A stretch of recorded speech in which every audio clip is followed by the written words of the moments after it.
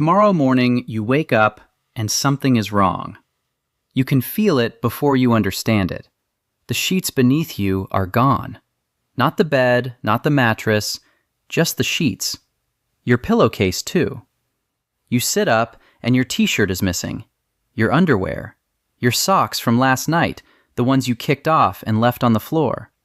You stumble to the closet and half your wardrobe has vanished. Your jeans? Gone. Your favorite hoodie? Gone. The towels in your bathroom, every single one.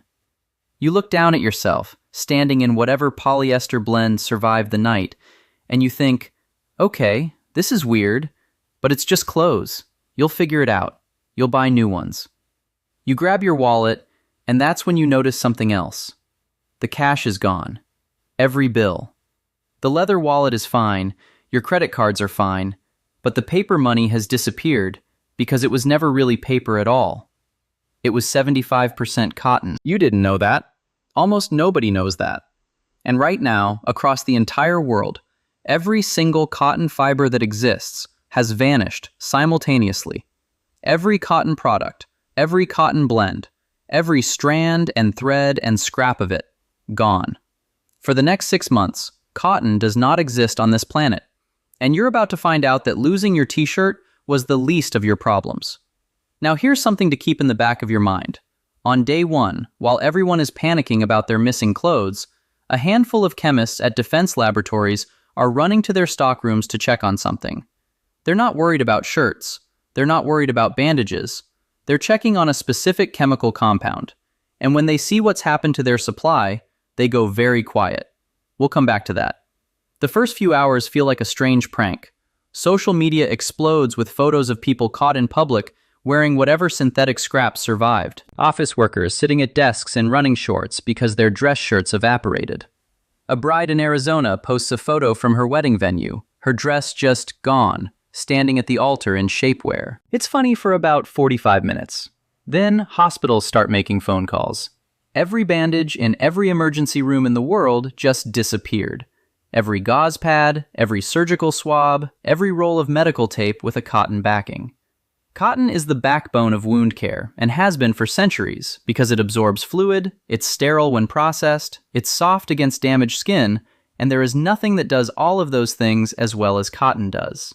Doctors in operating rooms mid-surgery suddenly have no swabs to control bleeding, no gauze to pack wounds. Nurses in burn units are staring at patients whose dressings just vanished off their bodies, exposing raw tissue to open air. Hospitals start improvising within the hour, cutting up synthetic fabric, using compressed cellulose sponges, raiding veterinary supply closets, but everything they grab is a compromise. Cotton gauze was the standard for a reason, and there are about 7 billion wound dressings used per year worldwide. That supply just went to zero. By lunchtime on day 1, the World Health Organization has issued an emergency advisory. By dinner, surgical schedules at major hospitals are being cut in half because the risk of uncontrolled bleeding during procedures has jumped dramatically without proper absorbent materials. Elective surgeries are canceled indefinitely. If you need your appendix out, you'd better hope your surgeon is creative. But that's not the worst part, because clothing and medicine are the obvious hits. Here's where cotton starts pulling threads you never knew it was connected to. Walk into any grocery store 2 weeks after cotton disappears, and you'll notice gaps on the shelves that make no sense. Potato chips, gone. Certain crackers, gone. Margarine, gone.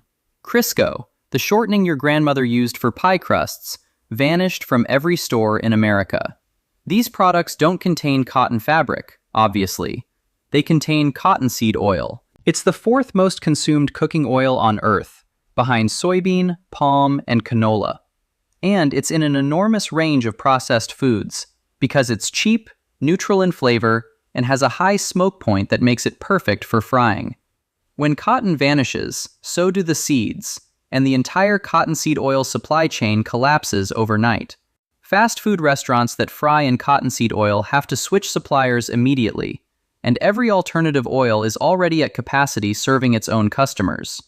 Soybean oil prices double within a week. Palm oil futures go vertical, and cottonseed oil was just a byproduct. The real product was the cotton fiber. The oil was almost an afterthought, a way to monetize every part of the plant. And now its disappearance is sending shockwaves through the global food supply. But the seeds did something else too. Cottonseed meal, the protein-rich leftover after oil extraction, is one of the most important livestock feeds in the world. Cattle ranchers across the American South use it as a primary protein supplement. Dairy farms depend on it. When that feed supply vanishes, ranchers have to find alternatives fast. And the alternatives are soybean meal and corn, which are already being consumed at record levels. Feed prices spike. Within a month, beef prices start climbing. Milk gets more expensive. Cheese follows. The disappearance of a plant most people associate with t-shirts is now making your cheeseburger cost $11. And we still haven't talked about what's hiding inside your daily routine. Open your bathroom cabinet. That tube of toothpaste contains cellulose derived from cotton linters, the short fuzzy fibers left on the cottonseed after the long spinnable fibers are removed. Those linters are one of the purest natural sources of cellulose on Earth, and industrial chemistry has been quietly converting them into products you'd never associate with a cotton plant. Your toothpaste uses them as a binder and thickener. Your ice cream uses them to maintain a smooth, creamy texture without forming ice crystals. The casing on your breakfast sausage is made from cellulose. Cellophane wrap, the clear film around gift baskets and candy boxes, that's cotton linter cellulose. Nail polish contains a specific compound made from cotton treated with acid, and we're going to talk about that compound later because it connects cotton to something you will not see coming. For now, just know that when cotton disappears, a silent disruption ripples through dozens of industries that never put the word cotton on their labels. Cosmetics manufacturers scramble for alternative thickeners. Food companies reformulate products overnight. Pharmaceutical companies that use cotton cellulose as a filler in tablets and capsules have to revalidate their entire manufacturing process, which in a regulated industry takes months, not days. Meanwhile, the fashion industry is in cardiac arrest. 75% of all clothing on Earth contains cotton, either pure cotton or cotton blended with something else. When cotton vanishes from a blended fabric, the garment doesn't neatly survive as a polyester shirt. The structural integrity collapses, threads unravel, seams dissolve. A shirt that was 60% cotton and 40% polyester becomes a flimsy polyester rag with holes where the cotton used to be. Multiply that by billions of garments, and you start to understand the scale. The global clothing supply just contracted by roughly 3/4 overnight. Stores like H&M, Zara, Gap have almost nothing left to sell. Warehouses full of inventory are now warehouses full of shredded fabric. And the synthetics that remain, polyester, nylon, acrylic, they have a problem that most people in wealthy, air-conditioned countries never think about. Cotton breathes. Polyester doesn't. There are over 1 billion people living in tropical climates across South Asia, Sub-Saharan Africa, and Southeast Asia who wear cotton every day because it wicks sweat away from the body and allows air circulation against the skin. You put those billion people in polyester in 95-degree heat with 80% humidity, and you create a genuine public health issue. Heat rashes become endemic within a week. Fungal skin infections spike. In regions without reliable air conditioning, which is most of the developing world, wearing the wrong fabric isn't a fashion inconvenience. It's a medical problem. Dermatology clinics in Mumbai and Lagos are overwhelmed within 2 weeks. People start wearing less clothing altogether, which works fine until cultural and workplace norms collide with thermodynamics. Speaking of things you didn't realize were connected, remember that cash disappeared from your wallet on day one? The United States dollar bill is 75% cotton and 25% linen. That blend is what gives currency its distinctive feel, its durability, its resistance to tearing. Every piece of US paper currency, every single bill in circulation, just vanished. About $2 trillion in physical cash, gone. And the US isn't alone. The euro uses cotton-based paper. The British pound? Same. The Indian rupee? Same. The global economy just lost most of its physical currency in an instant. Now, in wealthy countries with robust digital payment infrastructure, this is disruptive but survivable. Credit cards still work. Bank balances haven't changed. Venmo and Apple Pay function perfectly. But there are entire economies on Earth that still run primarily on cash. Street vendors in Lagos, farmers markets in rural India, the informal economy across Latin America. Billions of transactions per day that require physical currency just became impossible. Central banks start emergency printing on alternative substrates within days. Polymer notes like Australia already uses, but retooling printing facilities takes time. For weeks, possibly months, the cash economy in developing nations is essentially frozen. And there's a secondary effect nobody anticipated. The informal economy isn't just inconvenienced, it becomes visible. Transactions that used to happen in cash, off the books, unreported, now have to move through digital channels that governments can track. The cotton disappearance accidentally does what years of policy couldn't. It drags the shadow economy into the light. 1 month in, something unexpected starts happening in museums and libraries around the world. Every canvas painting in history was painted on cotton canvas or linen, and many used cotton. The frames are fine, the paint hasn't vanished. But the fabric beneath it, the thing the paint was sitting on, the surface that held every brushstroke, has disappeared. Curators are finding paint flakes settled in the bottom of frames like fallen leaves. Restoration teams are working around the clock to salvage what they can, pressing delicate layers of pigment onto new synthetic surfaces. But the original texture is gone. The weave pattern of the canvas that gave each painting its subtle character, lost. Art historians are calling it the worst single-day loss to cultural heritage in recorded history, and they're not being dramatic. Entire wings of the Louvre, the Met, the Uffizi are closed while conservators try to save what they can. Some paintings survive nearly intact because the paint layer was thick enough to hold its shape. Others, especially older works where the paint had already been cracking, are essentially destroyed. In libraries, books are losing their spines. Bookbinding has used cotton thread and cotton-based materials for centuries. Rare editions are falling apart on shelves. The original Gutenberg Bibles, the Shakespeare First Folios, their bindings unraveled. Pages scatter across reading room floors. Librarians are photographing everything they can before it falls apart, creating digital records of physical objects disintegrating in real time. But that's not the worst part, because while museums are mourning their Rembrandts, the real damage is just getting started. 3 months in, and the cotton industry's collapse is hitting the labor market like a slow-moving earthquake. Cotton employs around 350 million people worldwide when you count farming, ginning, spinning, weaving, dyeing, and garment manufacturing. A significant portion of these workers are in the developing world. India alone has 60 million people working in cotton and textiles. When the raw material vanishes, those jobs don't shift to other fibers overnight. A cotton farmer in Gujarat can't switch to growing polyester.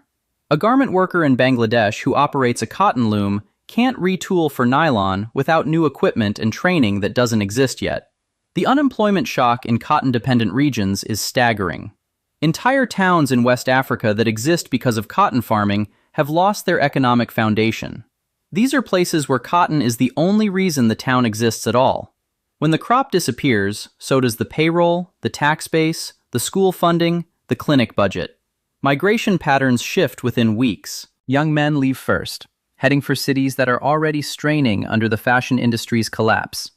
Political instability follows. In Burkina Faso, where cotton accounts for a massive share of export revenue, the government declares an economic state of emergency. In Uzbekistan, where the state still controls much of the cotton sector, the disappearance creates a fiscal crisis that threatens public services. And here's what makes it uniquely cruel. These workers know the cotton is supposedly coming back. They've been told 6 months. But 6 months without income, without crops, without a functioning supply chain, is an eternity when you live paycheck to paycheck. Farmers who can't make their loan payments are losing their land right now, today, and no promise of future cotton is going to stop the bank from foreclosing. It's 350 million people watching their livelihoods evaporate and being told to wait. Meanwhile, the world has adapted, sort of. Synthetic fabric production is running at 200% capacity and still not meeting demand. New medical devices made from alginate and silicone foam dressings have entered emergency regulatory approval. Central banks have issued polymer replacement currency in most major economies, though counterfeiting spikes because the security features aren't as refined as they were on cotton bills. Grocery prices have stabilized at roughly 20% above their pre-disappearance levels because the cottonseed oil and feed disruptions have worked through the supply chain. People are coping. The acute panic has faded into chronic inconvenience. Most people think they've already seen the worst of it. They haven't. Remember those chemists on day one? The ones who went quiet? Remember the nail polish compound we skipped over? Here's where it all connects. When you treat cotton with nitric and sulfuric acid, you get nitrocellulose, also known as gun cotton. It was one of the earliest modern explosives, and more importantly, it's the precursor to smokeless gunpowder. The propellant in every modern cartridge, the thing that actually makes a bullet leave the barrel, is derived from nitrocellulose. Cotton makes bullets work. That's the connection those chemists were checking on day one. That's what made them go quiet. Now, existing ammunition doesn't disappear. The cotton in those cartridges has already been chemically transformed into something else. The nitrocellulose has been processed into propellant, and that propellant is stable.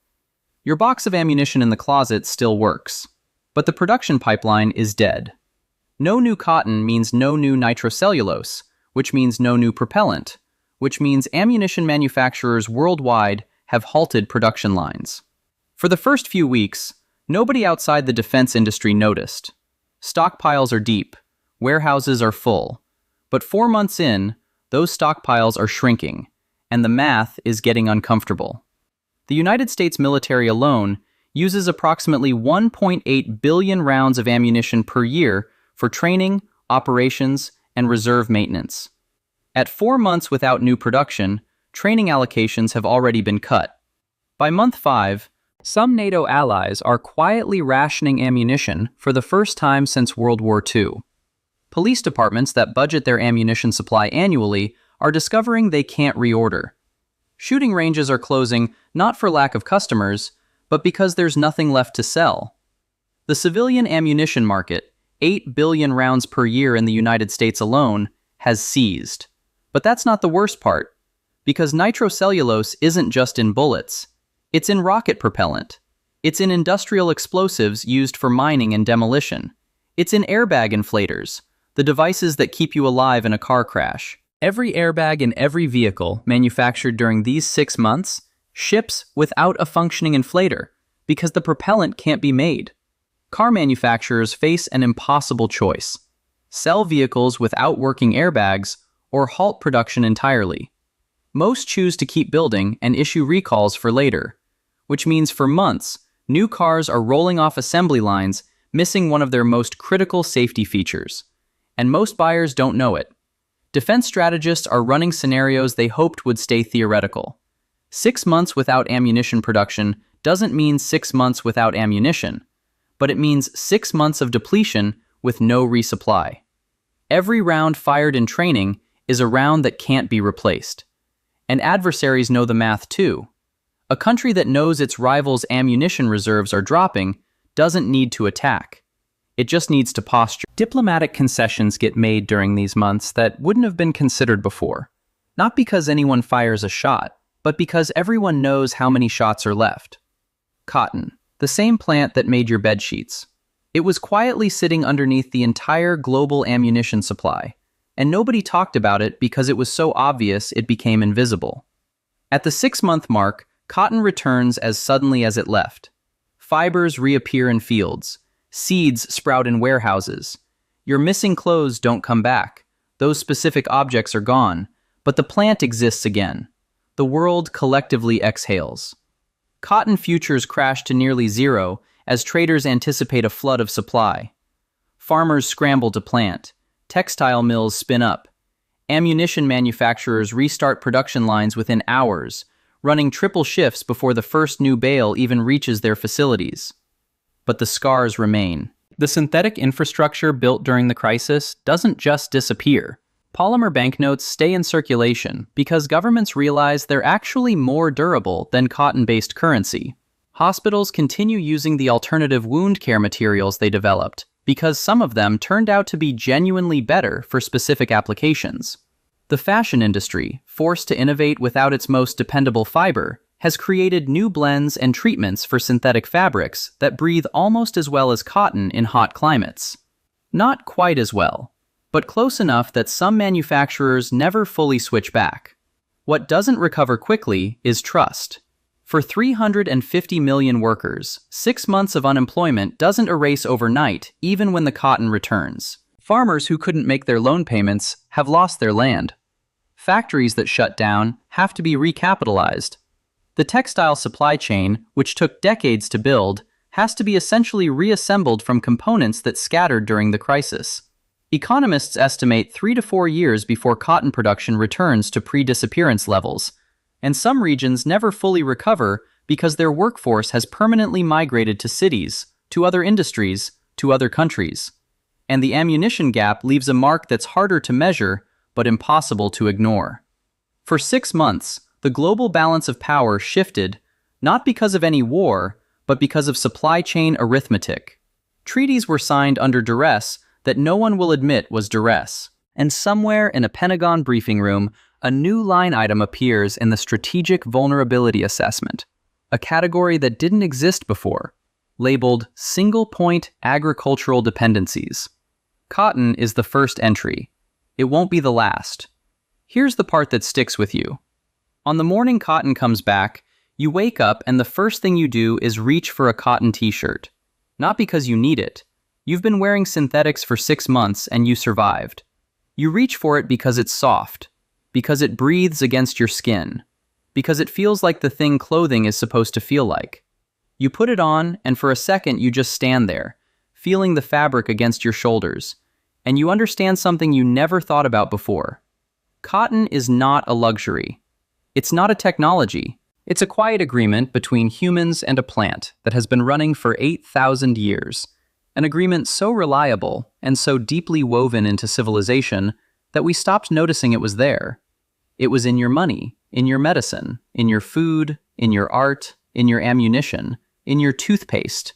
It was holding your books together and wrapping your wounds and filtering your morning coffee and inflating the airbag that would have saved your life. You were wearing it, eating it, spending it, and shooting it, all from the same plant, and you never once thought about what would happen if it was gone. Now you know. And you will never put on a t-shirt the same way again.